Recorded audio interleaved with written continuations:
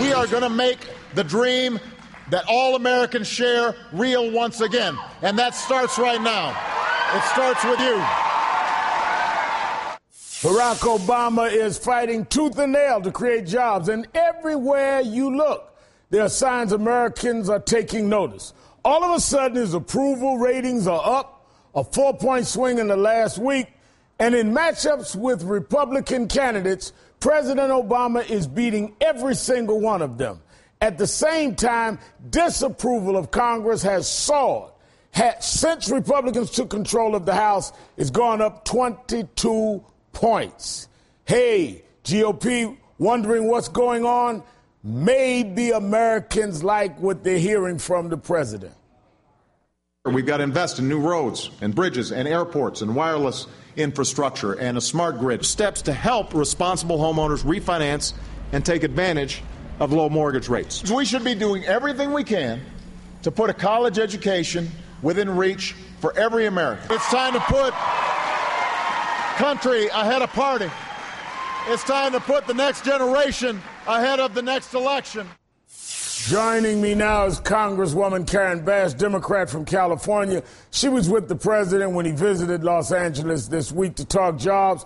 She was also with the president when he stopped by a world-famous Roscoe's House of Chicken and Waffles in L.A. I used to eat there before I got more disciplined. Congresswoman, thank you for coming on the show tonight. And say hello to everybody at Roscoe's. I don't do that anymore. I'm a salad man. Y'all had a little hot sauce, too, there. Y'all got a little hot sauce on your chicken. Congresswoman, the president around the country and in L.A. this week showed what you and I and others have been saying all along, that middle-class voters in his base communities, be it middle class, be it black, Latino, haven't gone anywhere. I think that a lot of the chatter has been more noise than really reflecting of what's going on. Is that what you saw in his job swing through the West Coast this weekend? Well, absolutely. I mean, let me just tell you that, he comes to Los Angeles quite often, and there's always the controversy over the traffic. But let me tell you, when he went through the African-American and Latino community, when the motorcade went through, people were ecstatic. Folks were literally jumping up and down. I guarantee you there were no complaints about traffic on that day. But aside from that, over the last few months, I've been having community meetings all over my district. And people are very angry, but they're very clear what the problem is, and they know it's not the president. Well, let me show you this graph. Even a Fox News polls show most Americans like President Obama's economic ideas. They blame the GOP for stopping them. Americans on Obama's economic policies. Good idea, trouble getting them implemented. 52%. This is a Fox poll, Congresswoman. Well, they said on the first day of session that their number one goal was to make sure that he was a one-term president. So even ideas that he have put forward that originated with them, when he puts them forward, they're against them. Now, one of the things you and I were talking about at the Martin Luther King dedication is that the strength he has in communities of color where they tried to say that it wasn't there. The New York Times did a story yesterday, black voters' support for Obama is steady and strong.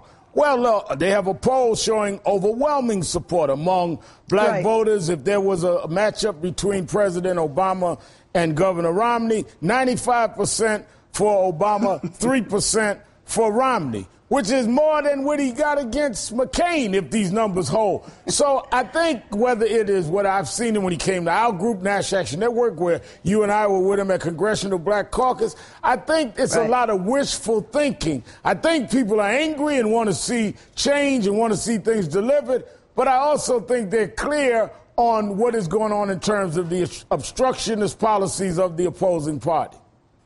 I think people are very clear. And as I was mentioning, every weekend that I come home, I either attend community meetings or I'm holding town hall meetings are going to forums, and people across the board are extremely upset.